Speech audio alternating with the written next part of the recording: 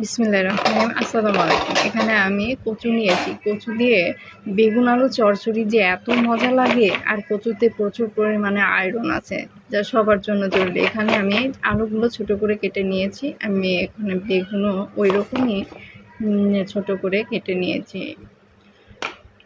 আদা বাটা দিলাম। আমরা চচ্চড়িতে আদা বাটা আপনারা অনেকে খায়, আবার অনেকে খায় না। আমরা দিই, যেহেতু আমরা দিই সেহেতু আমাদের ভালোই লাগে। আবার অনেকে বলে যে আদা বাটা ছাড়া মজা হয়। আমার মাখানো কমপ্লিট। এই যে আমি পানি দিয়ে দিয়েছি।